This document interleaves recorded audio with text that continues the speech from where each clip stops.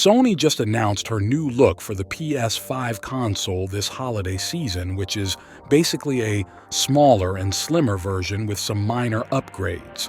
Previously, we compared the original PS5 with the Xbox Series X, and now the new version is coming out. So how good of a performance boost can we expect from this newer version of the PlayStation 5 compared to the Xbox Series X? Let's find out.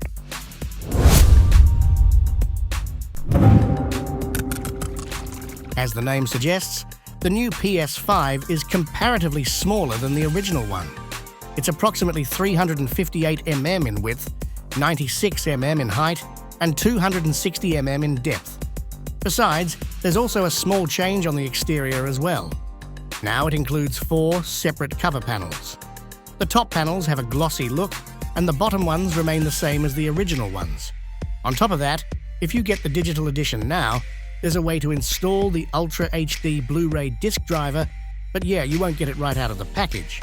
You have to buy it separately, which will cost you around $79.99. On the other hand, the Xbox Series X is still comparatively smaller when it comes to overall dimensions.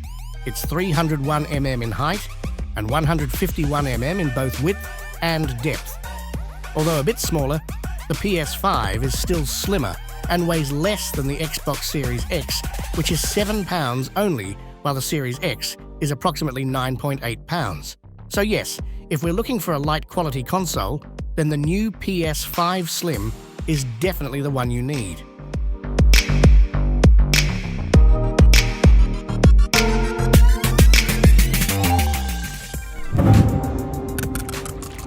If you look at the specs, Sony hasn't changed anything for the new slimmer version of the PS5 internally.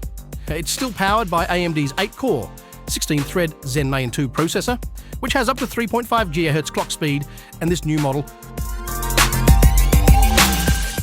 SSD by default.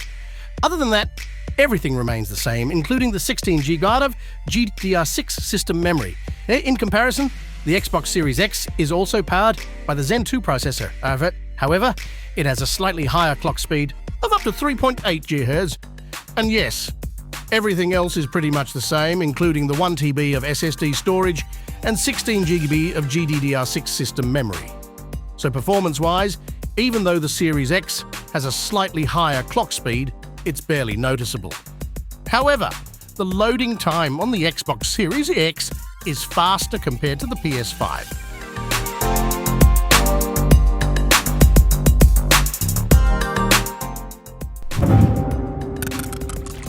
But is there any chance of witnessing the Pro version of the PS5 anytime soon? In the case of PS4, the Pro version arrived 3 years after its original release, and we have also seen a great graphical enhancement. And judging by Sony's timeframe, it's almost time for the Pro version to arrive, if they have any plans to release it. But since they just announced an alternative slim version, it seems like they really don't have any plans for the PS5 Pro model at the moment.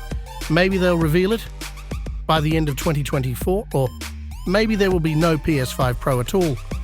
But one thing we are certain about is that it's not coming anytime soon.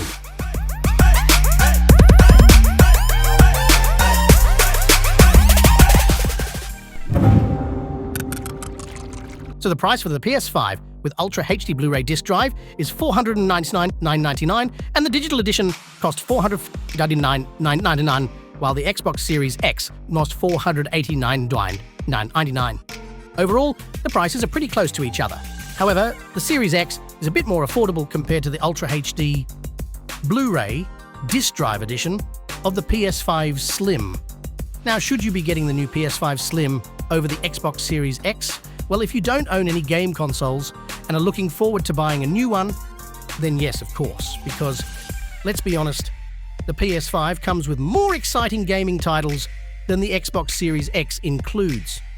For example, the Marvel Spider-Man series, the God of War series, and a few others. But if you already own a console like the Xbox Series X or the original PS5, then there is no point in rooting for the new slim PS5 version, because the performance overall is the same unless you want to switch to Sony from Microsoft to to experience their exclusive titles.